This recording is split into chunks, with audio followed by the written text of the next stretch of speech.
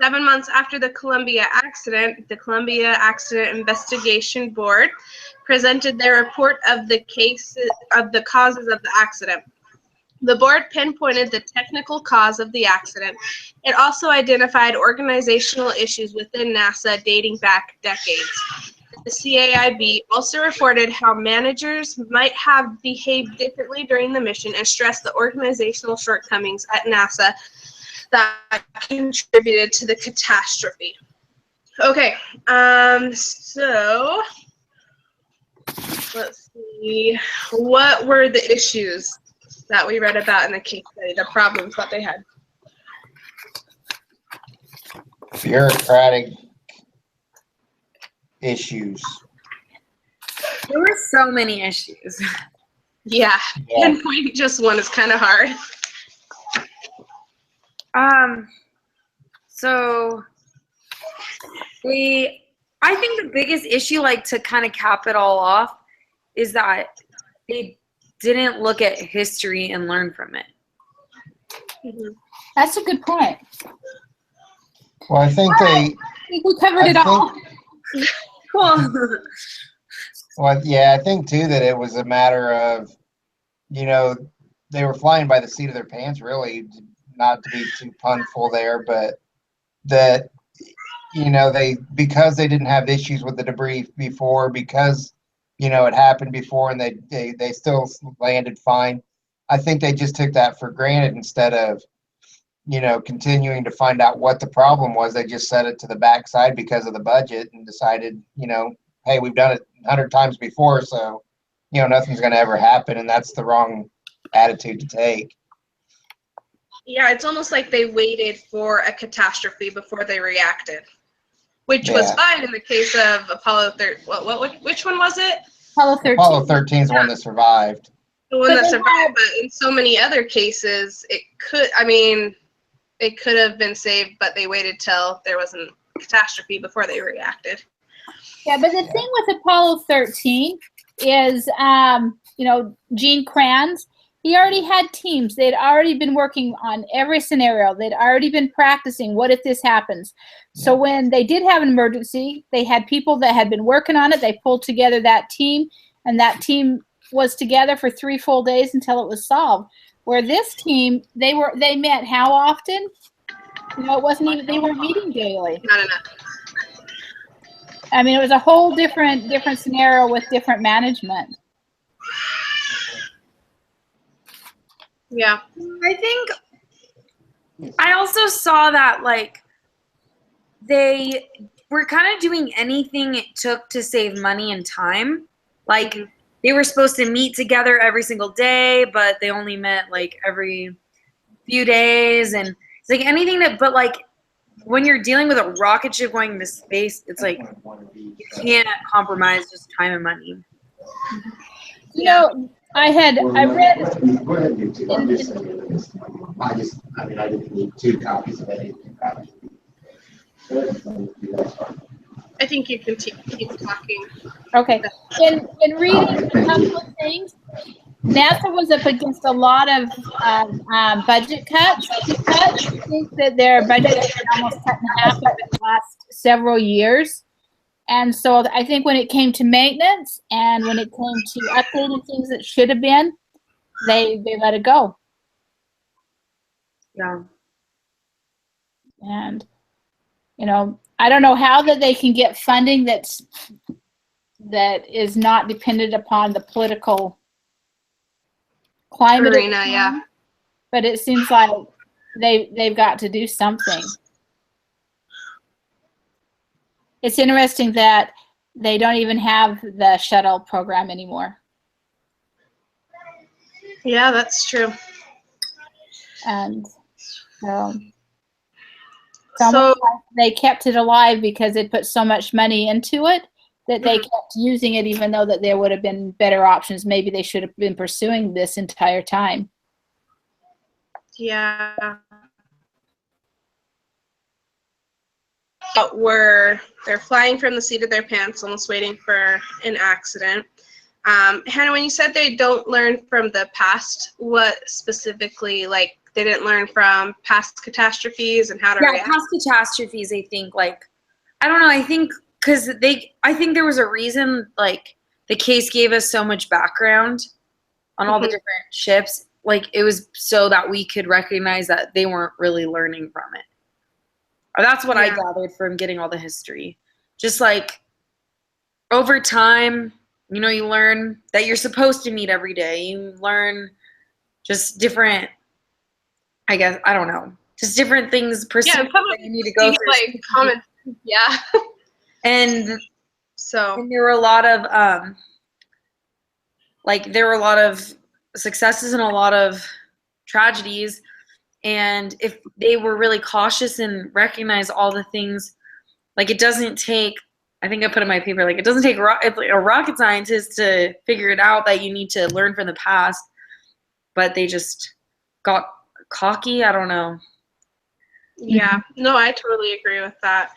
It's almost like in what we learned from the history of NASA that they gave us is that their work culture is more like you have to have absolute proof that it's going to be a problem before they take it seriously.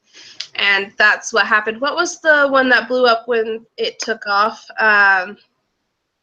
Challenger. Challenger, yeah. And they would say that you had to prove yourself right or else they wouldn't, like, take it seriously. So. Yeah. So Alan Shepard, he said when the Challenger and then the Apollo 1 fire, he said there were similarities between these two incidences. And I think and of course with the third, the similarity was too much success, overconfidence, and complacency. Complacency, And the other thing that I thought about, if you look at the Challenger, they had the O-ring issue, and they talked to an engineer from that Thyral company or whatever it was. And he warned them that because of the temperature, because of this, it could cause an issue. That they said it was going to be a non-issue, didn't listen, and the shuttle blew up. Then you fast forward to this one, the engineers were saying it could be a big issue, it could cause problems, we need this, and this to decide. And they wouldn't do it. They said it's a non-issue, and it blew up. So, I mean, they need to listen to the people that engineer the thing because they know, because they're building them. Exactly. Yeah, I think they had like a hole in their management where they had all these scientific minds, but they didn't have their contractors, their engineers making any part of their decisions.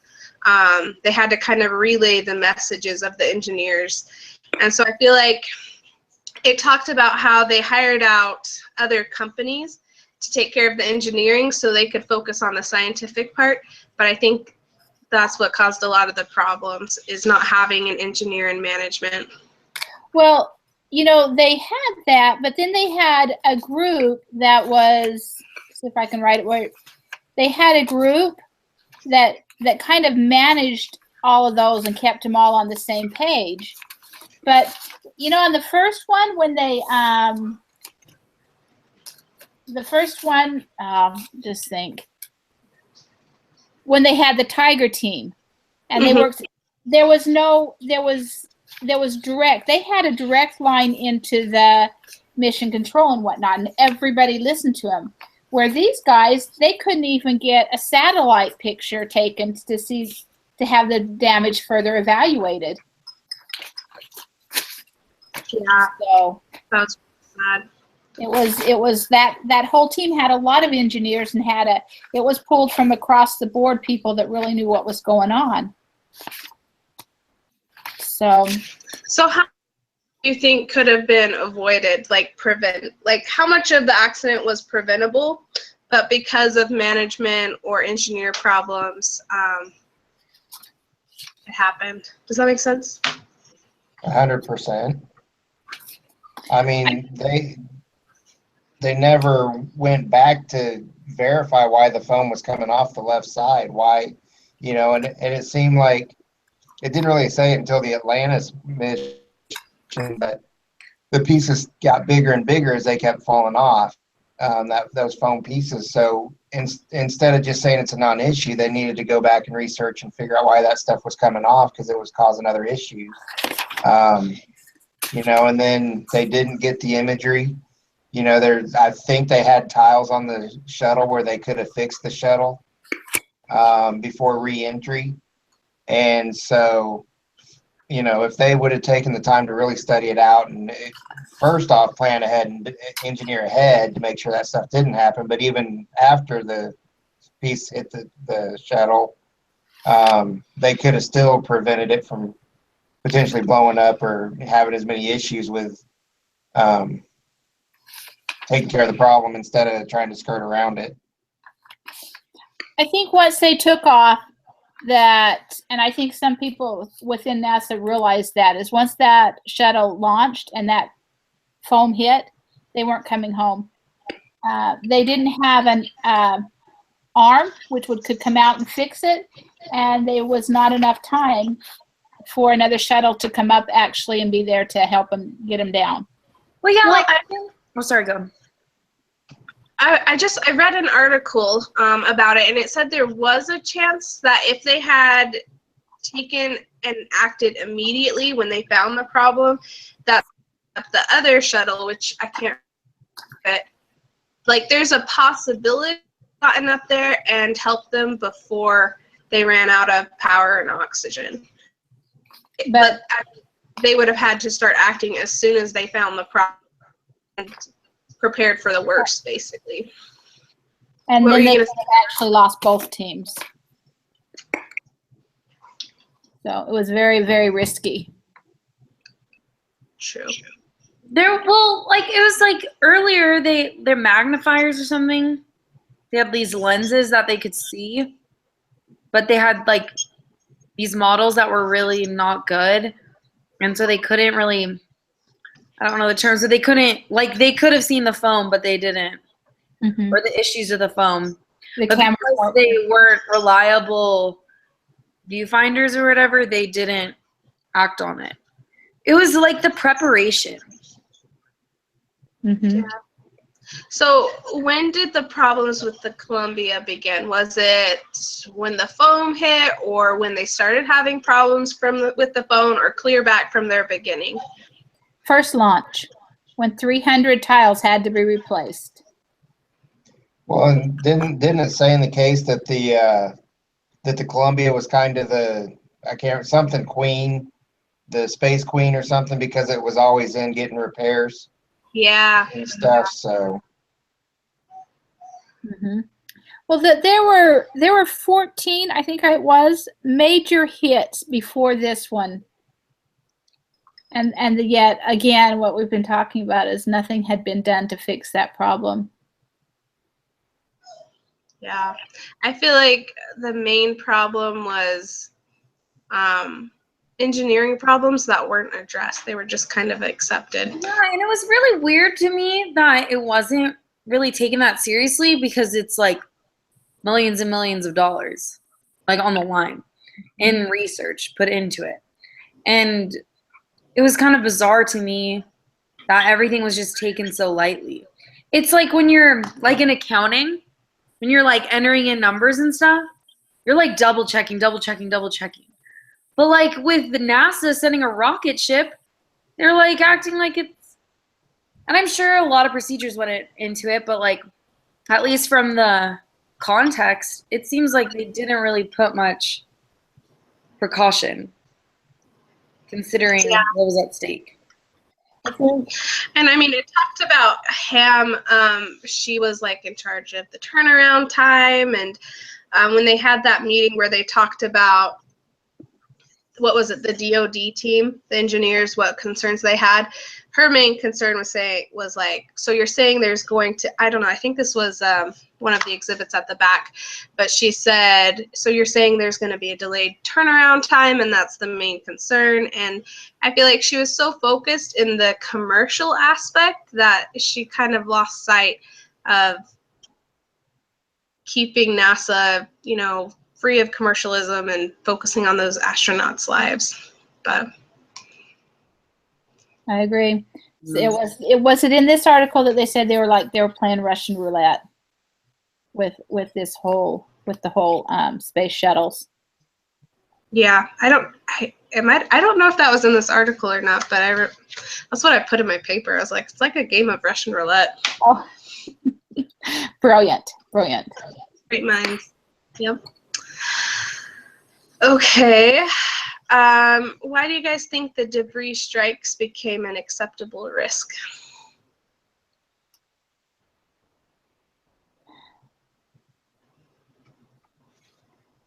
Because nothing happened this time, so it's not going to be, instead of saying, how did they put it? Instead of saying, what do we need to fix? They were like, Patch. Yeah. That whole Russian roulette type thinking. If we don't have to fix it, if it ain't broken, why fix it? And which is amazing. You're going into space, and I think those hits over time also, it had weakened different things, and it had been hitting over the years. It had been hitting that side wing, and so that was the one that just couldn't take anymore. Yeah, it was also crazy that they were so like, okay, we'll just go again, because like it required so much maintenance in between each flight and repairs, and it's just like, it's kind of like a old beat down car that they were just like sending off. So previously they were developing something where they could almost take like an ultrasound where they could see into it and what was underneath it. And then with budget cuts, they cut that program. And I feel like with NASA and when you're dealing with lives in just space, like if we're going to spend money on it, like you either spend all of the money or you don't spend any. Because like the cost that this disaster took, it's almost like insurance to spend more money.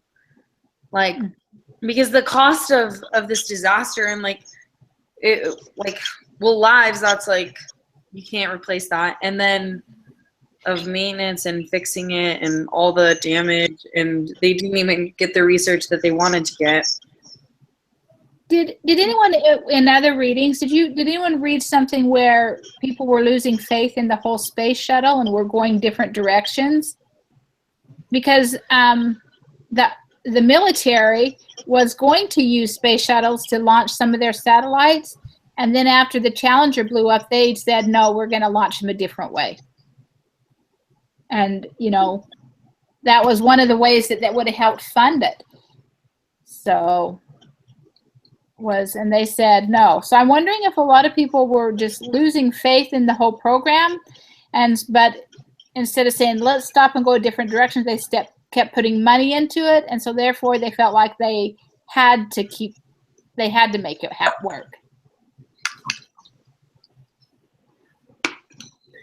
Yeah, and I think the debris strikes became, like I asked, when did the debris strikes become an acceptable risk? I think that's just from the beginning of NASA's history. They just kind of took those risks and stuck with it. Brian, did you have any thoughts? No, I mean, you guys have pretty well covered that part. I mean, I agree that the debris strikes needed to be checked a lot sooner, analyzed and what was going on with them. Gotcha. Okay, so what's the root of the situation here with the Columbia mission? I'm not sure what that question means. To me, it's a disjointed operation. I mean, you have a level of hierarchy, but the people the engineers and Boeing and all those places that had the knowledge to really look at it weren't given the authority to research it the way they should have, and then this ham lady cut off the one big opportunity they would have with getting the outside imagery, so I think that was the biggest issue there. Yeah. Yeah, I'm kind of confused with the question. I think, the preparation was not taken seriously. Yeah, so the root of the situation, there were communication problems and obviously engineering problems. And the whole idea, the financial aspect of wanting to be able to turn around and put another plane or another shuttle up in space. Mhm. Too many shortcuts, too many. Yeah, well, one of the shortcuts was let's not give them an escape pod because they'll be fine, even though we have time. You know, I thought that was crazy. So, Not giving them, You just, no matter what it is, like, you always have an emergency exit. And then, no. and there was none. They didn't yeah. have It's like they didn't even take it seriously. Like Hannah was saying, they would just skip the meetings that they're supposed to be having every day. Yeah. So, And I feel like, okay, so NASA's paid with taxes, correct? yeah, it's a government-funded. The government. And so I feel like something should have, someone should be checking in that they're doing certain things. Yeah. I feel like almost that connection to the government also hurt NASA because it's like the government kind of lost interest and quit funding them too. Yeah. True. Yeah, anytime you deal with, Yeah, go ahead, Brian. I was gonna say, anytime you deal with the government, and they mentioned it in the case. I mean, you got the bureaucratic red tape. You had to, the engineers weren't allowed to voice concerns to anyone over their level. So, how is anything going to get done when they can't tell them what's going on with the ships and that stuff? So anytime you're dealing with government, there's so much stuff you've got to go through that it's not worth even trying to do anything with it because, the $500 hammer or toilet seat, it's just whatever they want to do and whatever the flavor of the month is at the time is what they worry about. Mm-hmm. Yeah, so the next question was, how would you characterize the culture at NASA? So strengths and weaknesses. So we're thinking maybe that government tie and bureaucratic culture is a weakness of NASA. Yes. Yeah. Any other weaknesses?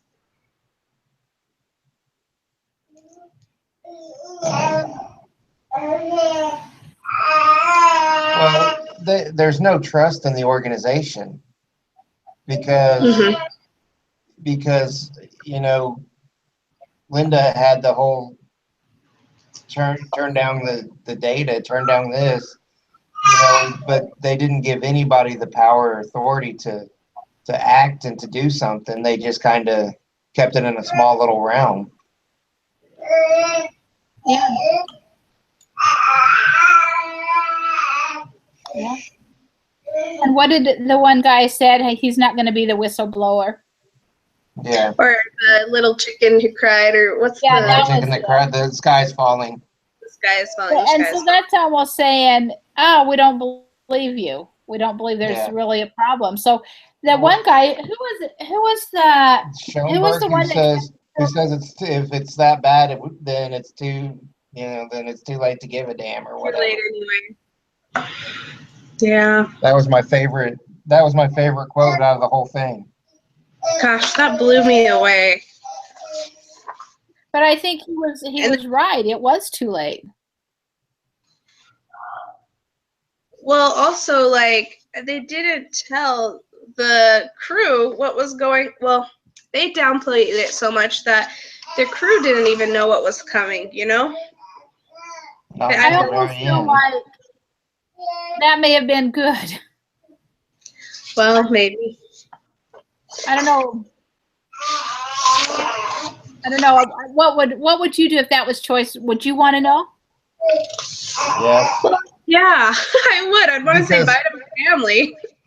Well, not just that, but if they were told, they could have made the decision up there to go out and put on a suit and go and take a look at the thing and report back. I mean, they had options up there that they could have looked at if they would have known. Now, would they have gone against direct order? Maybe, but you know what? If it saves my life or has the ability to save my life, I'm going to go against an order. Yeah. So, they should have told them sooner.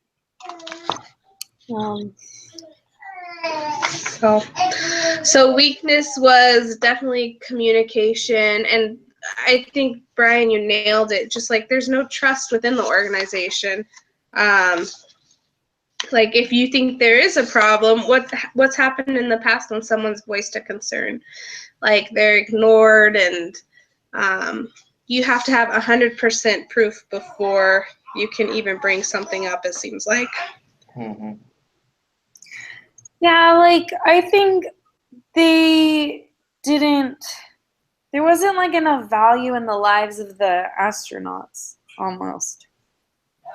Yeah, exactly. I think most of them really, I think a lot of them, they really didn't think it was a big deal. I think a few knew that it was a big deal. I think Lindy Ham, I mean, these people, the astronauts, they worked with them. They rubbed shoulders with them. They're friends with their families. I think that they cared. I think that there was just that complacency that they just didn't act. Yeah, I think, and even though they kind of tried to make that Rosha guy look as like he was really trying and was pushing to try to do things, he didn't do enough. He didn't send that email. You didn't send the email? I would have been going and banging on the control room door and yelling at him, and I probably would have gotten fired actually, but at least my conscience would have been clear. Yeah. He didn't have any, but he didn't have enough information either. I mean, in the end, he signed off also on it. Yeah, he sent that apology or thank you note, and that's like, So I think without that further information, I don't think anyone knew for sure that it was going to disintegrate over Texas, Louisiana, and Mississippi. Shoot. We had a really good friend that was, she was like the flight surgeon. And she walked away. She left. She could not work there anymore. Heidi Patinka. Yeah. So she was an ER. She was an ER surgeon for years here in Birmingham. Yeah. It's unfortunate that, that some of these people have the ability to put other people's lives in their hands because they don't have the capacity to think and I mean, we weren't in that situation. We're looking, hindsight, but the way it's set up, it's almost common sense that you're going to do that, do what you need to make sure everything's good. I know, it's almost like they gave us like a weird perspective in this case. Yeah. Like I can almost like not even believe that everything was just that careless. Like so, and like I'm trying to think of like the things like, okay, these people are geniuses. Were they just careless? So maybe like people that are really geniuses, like there's another part of their brain that's not working as well. I don't know. Like, I can't figure out anything like that. But I can figure out that you need to be safe. Yeah, the valedictorian of my high school class, she was very, very smart, but when it came to common sense street smartness, she was very naive and had no clue. So there is, I mean, genius. You're genius in something, but other things you're not. It's not like you're good at everything. A lot of the notes, Hannah, came directly from the CAIB findings. Yeah. And I also go ahead. Sorry. The lady, one of the ones, the writers of it, she was interviewed and she said it immediately it happened. She turned to the other one that wrote it and he said, "We need to write a case study up on this. This will be great." She said it turned out how they thought it would. A lot of organizational problems as well as the technical problems. And so that was one of the reasons they wrote this case up was they saw those organizational problems that built and created this situation. Yeah, and I think we only see one aspect of the whole mission. And so we only see the problems, and I'm sure there's like a million other things that they're having to monitor and go over, and other concerns they might have had that we're just not reading about, to give them the benefit of the doubt. But any strengths? Can anyone think of any strengths that they found from NASA? Because no one was fired over this incident. Well, really, I don't know how I feel about that. I think Linda was demoted, but I don't think anyone was, or maybe it was no one was found guilty. No one was found negligent, and it was not the cause of one person. So they recognized that it was a joint thing, like it was all of them being careless. That's good. A lot of people like to point the finger. Yeah. And in fact, when that thing I read, the writer was being interviewed, they said, so there was all these good guys in it. Who was the villain? And she said, there wasn't a villain, because I'm sure they wanted to say it was Linda. The guy wanted her to say Linda, and she said there was not a villain in this. There was a lot of good people that made some mistakes. I agree with that, though. I mean, because they were all working off what their agenda was supposed to be and what they were hired to do, and they were doing how they were trained to do it. So, I mean, you can't 100% blame them, other than the fact that they didn't use the common sense to look at it and say, hey, somebody's thinking there's something on fire, or where there's smoke, there's fire, and they didn't go and investigate enough, so they didn't do everything to their best ability, but I think they did it to the ability they were trained to do it. So maybe change that whole culture of stuff at NASA. Yeah. I mean, Yeah. they have to open it up where, they've got more people that can make informed decisions instead of the people that are working off of just a basic SOP. Mm-hmm.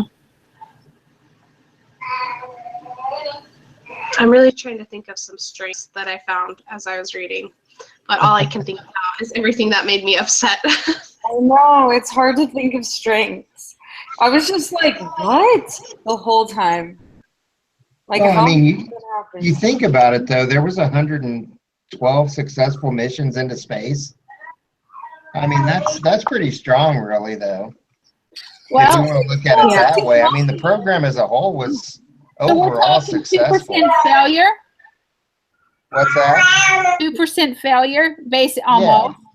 Yeah, that's not a high failure rate, but when you're dealing with human lives and what happened, it makes it seem a lot worse than it really is. Yeah. Mm-hmm. Even air transportation, if it was a 2% failure rate, 2 out of 100 people, 2 out of 100 flights are going to blow up that we're on. They're going to die every day. Yeah. But That's something I thought about. I was like, it's almost like they have this mindset that they're an airport. Like, you turn around quickly, you get it back out there, and like, I'm like, but it's not an airport. Like, this is going out in space, and this is, you've had so many problems in the past. Why rush it? Like, I mean, why rush the turnaround time when you know there's problems? Take the time, even if it's going to cost you. because of the Russians. Yeah, I mean, seriously. Okay, well, that was the beginning, yeah. I mean, because that's where it all started, even through the early 80s, it was a space race with the Russians and even the Europeans. So they were trying to outdo them. But I mean, going back to that 2% failure rate, yes, it's true. If you're a flight at 2%, you're not going to do it. But they knew that going into space was a lot more dangerous than just going up at 30,000 feet into the air. And, when you're dealing with, 5,000 degree temperature or 2,500 degree temperature, whatever it was coming back in, I mean, that's not something to play with. And there's the slightest little air could blow it up anyway. So I think, it may sound harsh, but I think 2% is an acceptable failure rate in that circumstance. But it just seems high to us on this side because we don't think of all the technical and, all that stuff that has to be done to make a mission work. I mean, you know, a flight, you got a pilot, co-pilot, and you got a ground crew of, you know, 4 or 5 people. When you're talking about a NASA space shuttle, you've got, you know, there's like 6, 7 men crews. There's, you know, 30 people at Houston. You know, I mean, it's a huge, huge thing. And plus, they're not going up for a 4 or 5 hour flight. They're going up for days at a time. So there's a lot of differences between a flight that we would get onto and a space shuttle flight, you know, to where there's a lot more technical issues that could happen. Yeah, but in both instances, if certain things protocols would have been followed in both the Challenger and the Columbiana, especially that O-ring, those should not have happened. There should not have been 2% failure there. I agree with that too. Yeah. Well, the question we've all been waiting for. Let's see, who's accountable for first, tell us about the people in the case that were important contributors to the mission's failure, and who's the most accountable and why. Who's the most accountable? Yeah. I kind of feel like Ham's not super accountable because she's so far up there. It's like she didn't quite get the details. It's the people in between that weren't given everything. I think she was one of the major decision makers there. She was, you know, I looked it up. She was actually demoted and moved off of the space shuttle team afterwards. I mean, I'm not saying she's not responsible, but I feel like she also wasn't given all the facts. She was more of the scapegoat in the whole situation. Probably. She's the one that pushed so many of those flights, you know, on the turnaround time. That's true. She's the one that I think helped really with that whole culture of, oh, you know what? It was fine last time. It'll be fine this time. So I think any one of those managements.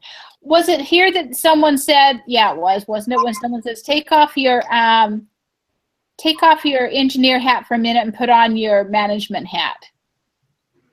Instead of look at the technical, let's look at the financial ramifications of this. And I think maybe that was one of the problems that they had, is so many of them were engineers going and then into management. Mm-hmm. Yeah, they don't know how to manage. So. Like, and that's really important, because like not everyone knows how to manage. Like, my dad is a chemist, and he had been working in that lab for a long time, and they needed someone to manage the lab. And even though he had been working for that company for a long time, and my dad's really smart, he had to go back. Like, they sent him back to school to get a management degree. So like, and they paid for it. So obviously, like, if it's worth it to a company to pay someone to get a management degree, like, there's like wisdom and stuff that you just can't. It's not just common sense. So that's true. I almost felt like they were scientists above, I don't know how to say. I felt like they were scientists that didn't listen to the engineering aspects. Does that make sense? Like, they didn't have, yeah, never mind. I'm not going to go there. Anyway, anyone else? I don't know what else. Well, okay. So, group dynamics, what is the concept of a team design? Or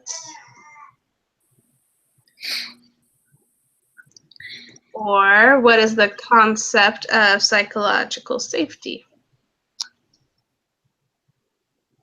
What's psychological safety? I'm not quite sure. Okay, well, let's just make a connection. What principles, if any, from this lesson's reading applied to the case?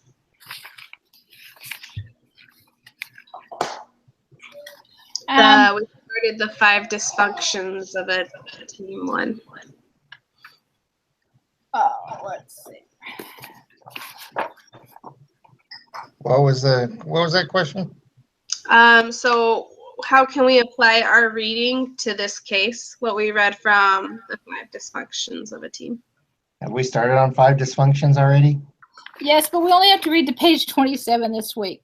You know, when in the introduction, when it starts out and it says not finance, not strategy, not technology, it is teamwork that remains the ultimate competitive advantage, both because it is so powerful and so rare. And really, they didn't have teamwork. There was just separate. I think Lee, you might have mentioned this at the front first. They were just separate entities, separate divisions, separate, companies, all, and they didn't ever merge as a team. You said it better, but that's what I was thinking. Well, actually, I just read it from the book. There we go. Okay, they said it better. So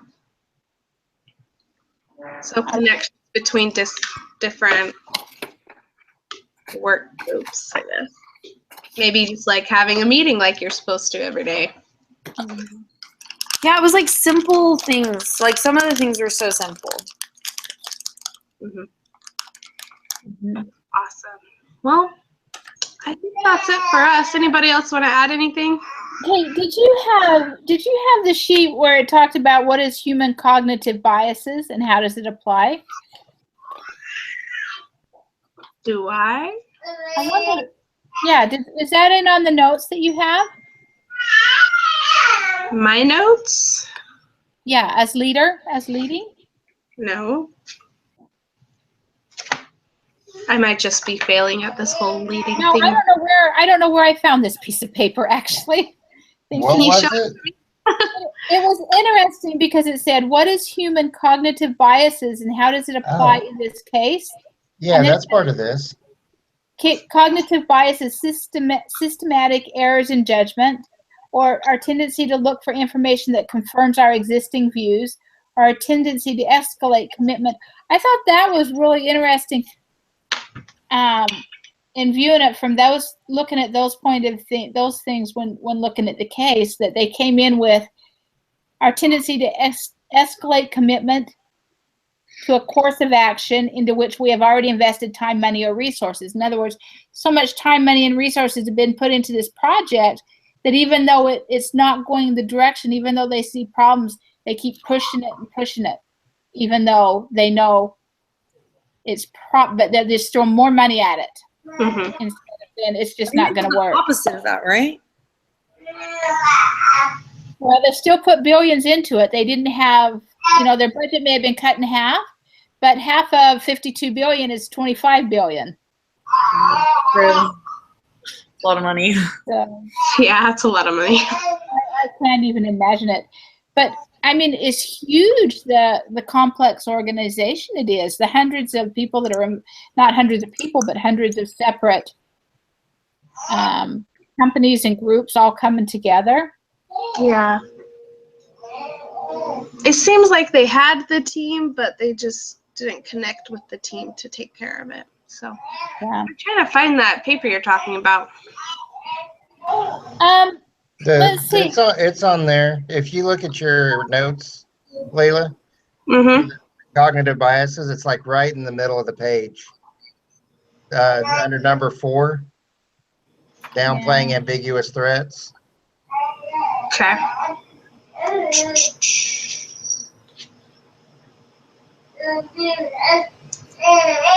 See.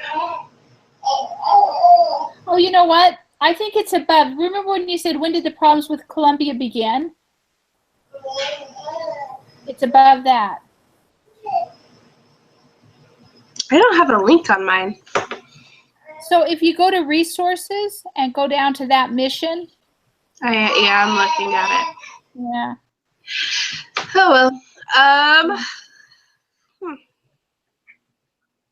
So anyway, I just found that part of it just really interesting to me, thinking of that.